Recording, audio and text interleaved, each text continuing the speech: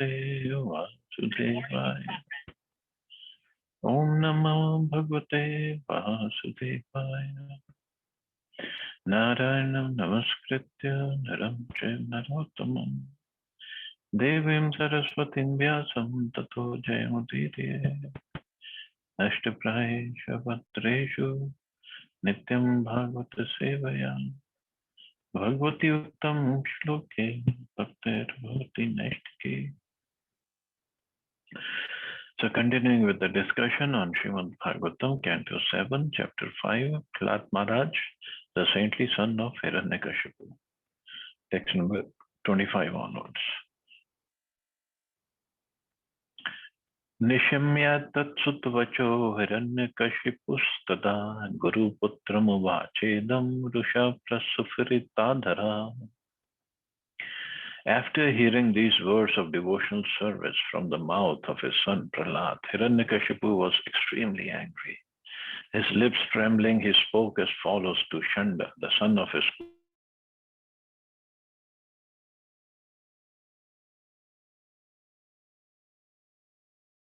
Kirtanam Vishnu Smaranam Padasevanam Archanam Vandanam Dasyam Sakyam Atmanivedanam. So Hiranyakashipu got very angry, very, very angry. First time when Prahlad Maharaj talked about, okay, one should go to Vrindavan, he was laughing. He was like, where is he learning this from? But now he was very angry. Brahma bandho kimetate vipaksham shrayata sata asaram grahito balo mamana dhritya durmate. O unqualified, most heinous son of a Brahman, you have disobeyed my order and taken shelter of the party of my enemies. You have taught this poor boy about devotional service. What is this nonsense? In this verse, the word asaram, meaning having no substance, is significant. For a demon, there is no substance in the process of devotion service. But to a devotee, devotion service is the only essential factor in life. Since Hiranyakashipu did not like devotion service, the essence of life, he chastised Prahlad Maharaj's teachers with harsh words. Yeah, for demons, there is the devotion service means just a wastage of time.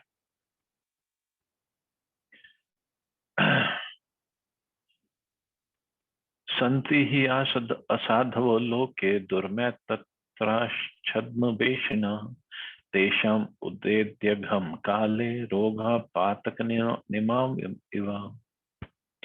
In due course of time, various types of diseases are manifest in those who are sinful. Similarly, in this world, there are many deceptive friends in false garbs. But eventually, because of the false behavior, their actual enmity becomes manifest. Being anxious about the education of his boy, Prahlad, Hiranyakashipu was very much dissatisfied. When Prahlad began teaching about devotion service, Hiranyakashipu immediately regarded the teachers as his enemies in the garb of friends. In this verse, the words Roga Patakinam Iva refer to a disease which is the most sinful and miserable of the conditions of material life. Disease is a symptom of the body of a sinful person. The Smriti Shastra says, Brahma Hakshay Rogi Syat Surapa Syavadantaka Swarna Haritu Kunakhi Dushcharma Guru Talpaga. Murderers of the Brahmins are later afflicted by tuberculosis. Drunkards become toothless.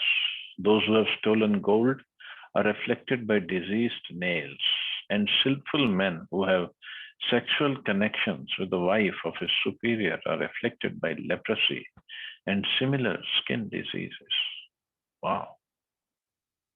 So this we did not study in the 5th canto when all the mention of hellish planets was going on.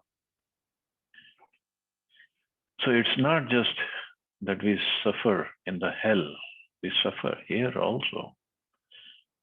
For when the pap karma becomes too much, then we are sent to hell. when they're not that much, that hell is little too much, too big a suffering for that, then we're left here to suffer. Suffering has to be there for all the sinful activities. Now, it's not like when we see somebody suffering from TB, we say, oh, you must have murdered a Brahmin. Oh, that won't be the right thing to do. But if we are suffering from any of these diseases, we must understand it's basically the reactions to my sinful activities. And I have to suffer for those. Now somebody might say, okay, why do we take medicine then? Aren't we prolonging our sinful disease reactions? That suppose we are supposed to suffer for 10 years in this lifetime, and then we got the medicine, and then we suffered only for 5 years. Are we going to suffer for 5 more years later? Not really, because if we get the medicine by paying the doctors, it means we are paying for that sinful activity, so for the suffering. So paying means we have earned that money by our hard work. Now, if we earn that money by again stealing or doing some crook methods, then we are going to suffer for that crook methods anyway, and then we're going to prolong our disease. So that's why Krishna himself says in Bhagavad Gita, karma is very hard to understand, very hard. And Yamraja's assistant, Chitragupta, is keeping track of everything. Him and his team, and as we studied all the different witnesses, they are keeping track of everything. How much karma we have accumulated, how much is already spent, how much pious is spent, how much sinful is spent. They keep record of everything.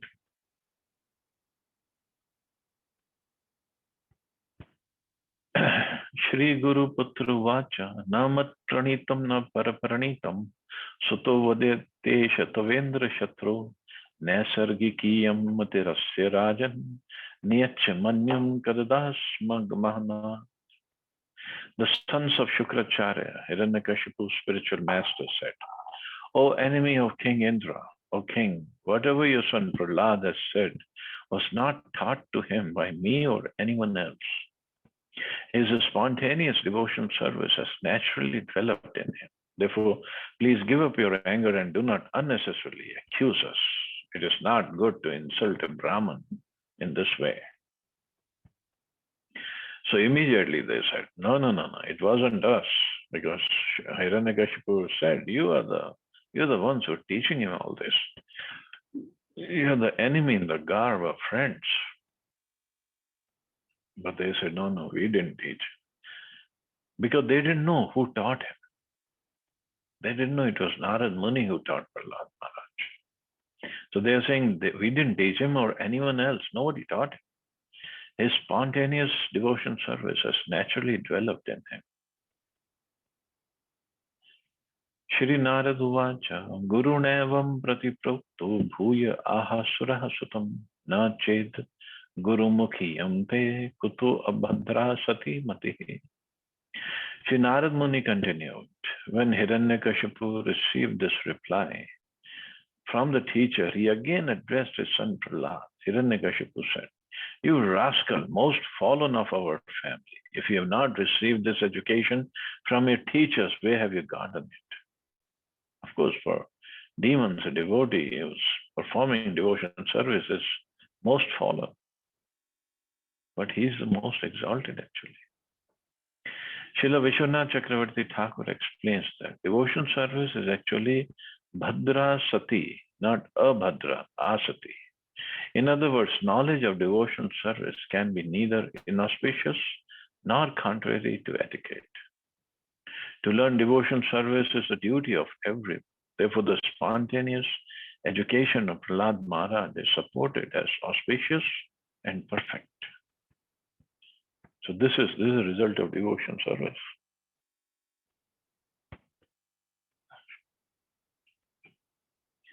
So Hiranyakashipu asked Prahlad Maharaj this question. Where did you get it? Shri Prahlad Uvacha Matirna Krishne Parata Svatova Mithova Vipaddet Grihvritanam Adanda Gobhir Vishatam Tamisram Punah Punashchatvananam. So next 3 or 4 verses are very, very important. Prahlad Maharaj's instructions.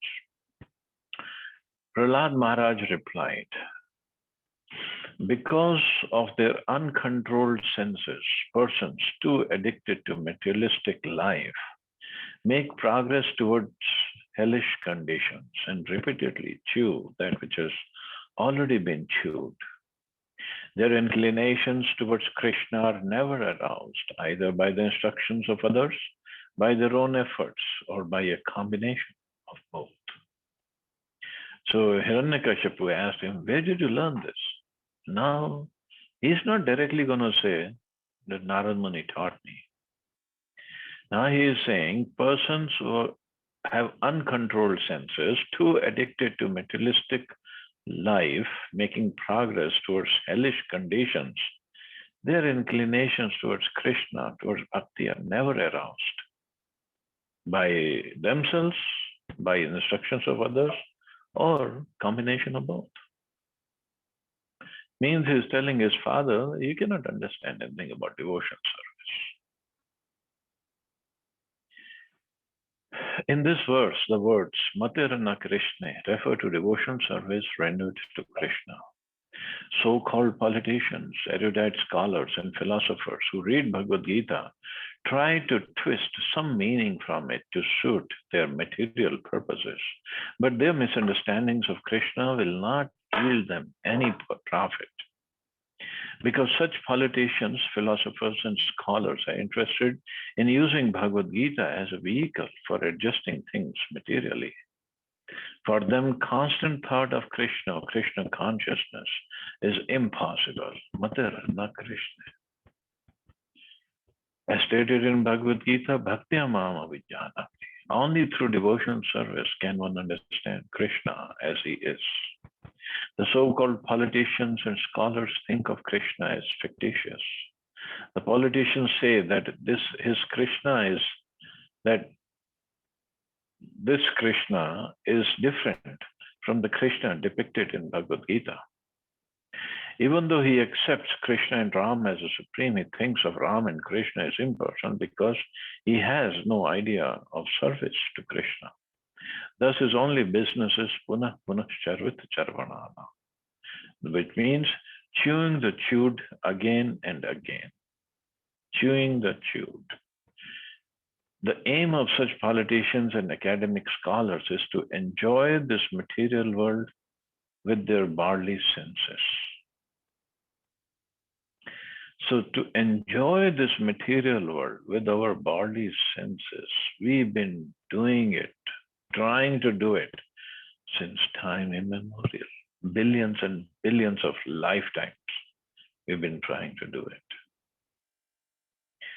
Same material world, same senses, and we think we can enjoy it.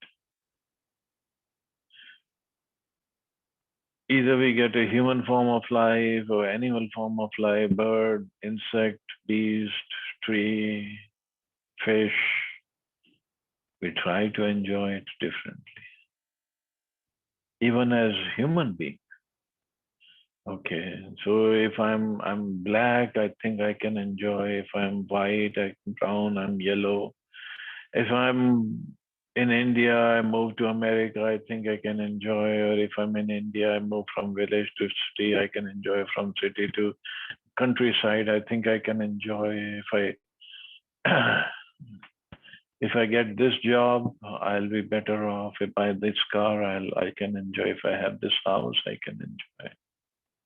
If I put on these clothes, I will enjoy. If I put on this shoe, this jewelry, this whatever, so many things. This is all the material world is. We are trying to enjoy the same material world, made of same elements, earth, water, fire, air, ether, 3 modes of nature. That's it. but we think we can enjoy it better. Not gonna happen. Nobody enjoyed it before us. They all were miserable because Krishna has designed it in such a way. Dukkhalyam ashashvatam. Cannot enjoy it. But this is what Maya does. Makes us think that we can enjoy. And our enjoyment is basically compared to others. If I think I have more money than somebody else or others, I feel very good. But when I meet somebody who has more money than me, then I feel jealous. I become envious. Then what happens to my enjoyment? Is my enjoyment dependent upon how much money the other person has, or whether more than me or less than me?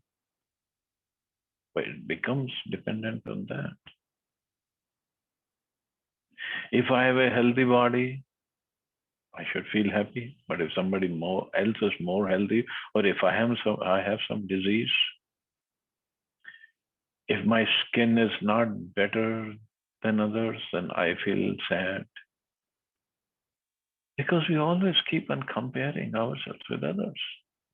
It's a relative world. So we are in a world of relativity.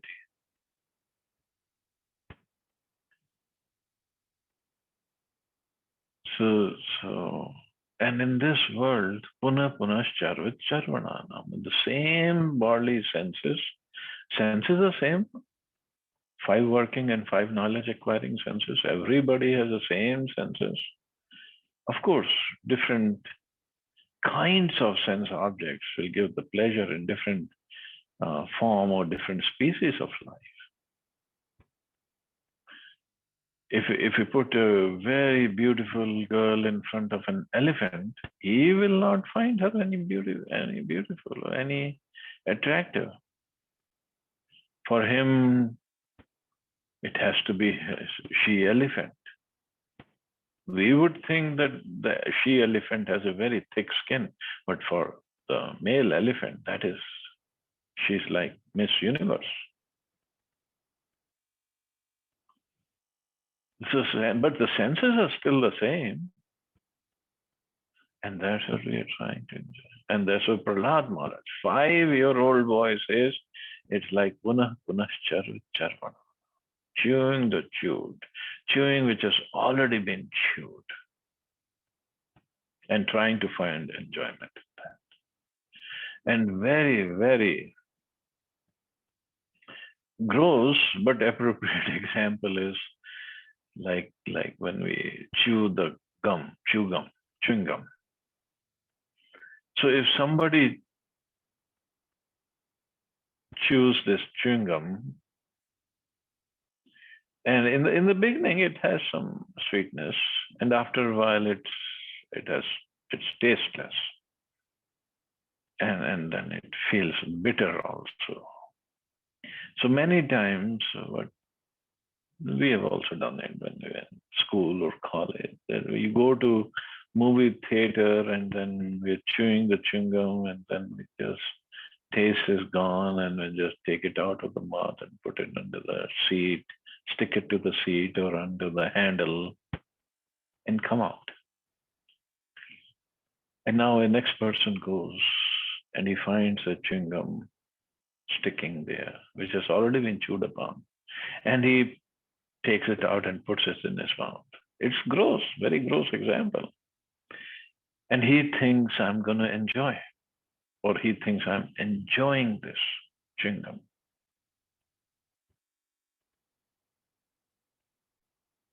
There is no enjoyment. But this is what we've been doing it billions and billions of years, lifetimes. Same material things. Exactly the same. Like if we look at Earth, now we have made so many countries. India, Pakistan, Bangladesh, Nepal, Bhutan, Burma, China, Afghanistan, Russia, this, that, this, that. But Earth is still the same. And few years before, few years, maybe 50, 60, 100, 200 years ago, there was a different demographics. And even in India, if you look at, so there is UP and there is Uttarakhand, and Uttarakhand was never there some few years back. And then there is Chhattisgarh, Bihar. Chhattisgarh never used to exist till few years ago. So now this is there, and oh no, this is my state. This Chhattisgarh or Uttarakhand is my state. This is my state. After a few years, maybe the situation will change again. The geography will change again. The land will be the same. How we demarcate it, that might change. And then we will start, okay, this is my part and that is your part, and you don't come to my part and I don't come to your part, and then we keep on fighting. The part will remain there. We are going to come and go.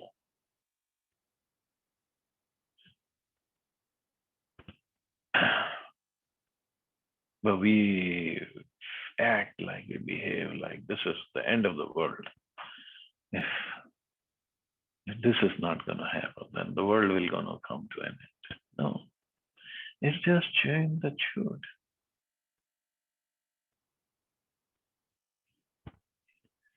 The aim of such politicians and academic scholars is to enjoy this material world with their body senses. Therefore, it is clearly stated here that those who are Grihavrita, those whose only aim is to live comfortably with the body in the material world, cannot understand Krishna.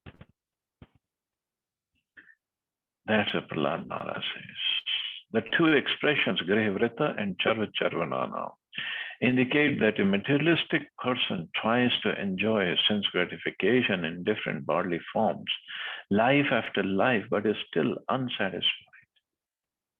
In the name of personalism, thisism, or thatism, such persons always remain attached to the materialistic way of life. As stated in Bhagavad Gita, in the minds of those who are too attached to sense enjoyment and material opulence, who are bewildered by such things, the resolute determination for devotion service to the Supreme Lord does not take place. Samadho na vidhiyate, bhogeshwarya prasantana. Those who are attached to material enjoyment cannot be fixed in devotional service to the Lord. They cannot understand Bhagavan, Krishna, or his instructions. Bhagavad Gita. Adanta gobhir vishatam tamsram. Their path actually leads towards hellish life. So this is the problem. Those who are too attached, and this is what Prahlad Maharaj is telling Hiranyakashipu, because you are too attached to your sense gratification. You cannot understand devotion service. As confirmed by Rishabdev, Mahat Sevam Dwaram Ahur Vimukte. One must try to understand Krishna by serving a devotee. The word Mahat refers to a devotee. Krishna also says, O son of Pritha, those who are not deluded, the great souls, are under the protection of the divine nature. They are fully engaged in devotion service because they know me as the Supreme Personality of Godhead, original and inexhaustible. A Mahatma is one who is constantly engaged in devotional service, 24 hours a day. As explained in the following verses, unless one adheres to such a great personality, one cannot understand Krishna. Hiranyakashipu wanted to know where Prahlad had gotten this Krishna consciousness, who had taught him. Prahlad sarcastically replied, my dear father, persons like you never understand Krishna. One can understand Krishna only by serving a Mahatma, a great soul. Those who try to adjust material conditions are said to be chewing the chewed. No one has been able to adjust material conditions, but life after life, Generation after generation, people try and repeatedly fail. Unless one is properly trained by a Mahatma or unalloyed devotee of the Lord, there is no possibility of one's understanding Krishna and his devotional service. So this is what is most important. Serving a Mahatma, serving a devotee. So just imagine Prabhupada, how much he has done, how much he did when he was physically here, and how much he's still doing through his books, through his followers, through his instructions. That yesterday, or June 21st for me and for you, day before yesterday, we were sitting down trying to chant the holy name pretty much throughout the day, following Ekadashis. Some of us followed Nirjal, some of us maybe have eaten something, I don't know. But can we imagine a few years back, we were not even following Ekadashi. Some of you must be, I was not. Didn't even know anything about Ekadashi. Forget about chanting the whole day. In the beginning stages, we all know how difficult it is to chant. Even one round, Radha Prabhu has to really, literally beg us to chant one round. Chant, at least try it. How much persuasion had to go into. And then once we get to one round, as if we have done a great favor to Radha Prabhu or anybody by chanting one round, and then, okay, come to 2 rounds, then come to a little more, 4, and then more, and then more. And then Nirjala Ekadashi, we're chanting pretty much the whole day. Cannot happen without the mercy of devotees. So this is what Prahlad Maharaj is saying. Oh, Hiranyakashipu, you're not going to take shelter of any devotee, so you'll never understand what is this devotion service. So anyway, wonderful instructions of Prahlad Maharaj will continue tomorrow. There's so many more instructions. And so we'll stop here, see anybody has any questions or comments.